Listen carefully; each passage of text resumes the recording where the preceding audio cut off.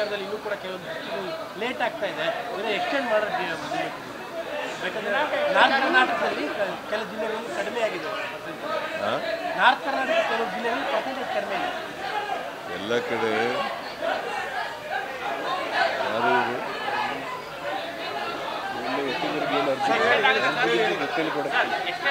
Extend ಇಲ್ಲ, ಯಾಕಂದರೆ ಒಂದು 5-6 ಜಿಲ್ಲೆಗಳಲ್ಲಿ ಅವರೇಜ್ ಪರ್ಸೆಂಟೇಜ್ ಕಡಿಮೆ ಆಗಿದೆ. ಜಾತಿಗಳು ಎಲ್ಲಿ ಕಡಿಮೆ ಆಗಿದೆ? ಬೆಂಗಳೂರು ನಗರ ಒಂದು ಬಿಟ್ರೆ ಬೇರೆ ಎಲ್ಲೂ ಕಡಿಮೆ ಆಗಿದೆ. ಬೆಂಗಳೂರು ನಗರ ಒಂದು ಬಿಟ್ರೆ ಇಲ್ಲ ಎಲ್ಲ ಕಡೆ 90 ಮೇಲಾಗಿದೆ.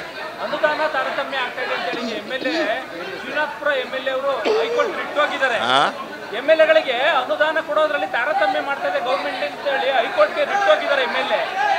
ಗೊತ್ತಿಲ್ಲ ನನಗೆ, ನಾವು ತಾರತಮ್ಯ ಅವ್ರು ಮಾಡಿದ್ರಲ್ಲ.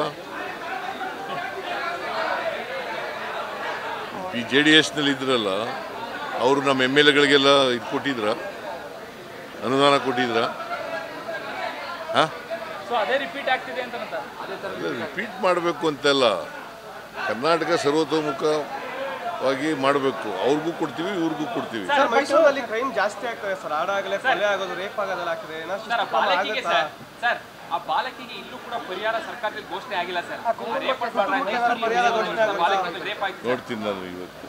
ಸರ್ ಈಗ ಸರ್ ಬಿಜೆಪಿ ಅವರು ಚಾಲೆಂಜ್ ಮಾಡ್ತಾ ಇದ್ದಾರೆ, ತಾಕತ್ತಿದ್ರೆ RSS ಬ್ಯಾನ್ ಮಾಡಿ ಅನ್ನೋ ಚಾಲೆಂಜ್ ಎಲ್ಲರೂ ಮಾಡ್ತಾ ಇದ್ದಾರೆ. ಬಿಜೆಪಿ ಅವರು ಚಾಲೆಂಜ್ ಮಾಡ್ತಾರೆ. ಎಲೆಕ್ಷನ್ ಅಲ್ಲೂ ಹೇಳಿದ್ರು ತಾಕತ್ತಿದ್ರೆ ಬರ್ರಿ ಅಂತ ಹೇಳಿದ್ರು. ಏನಾದಿತ್ತು? ಸೋತ್ರಲ್ಲ. ಮುಂದಿನ ಅಧಿವೇಶನಕ್ಕೆ ಗಣ ವಯಸ್ಸಲ್ಲಿ ಬರ್ತೀವಿ.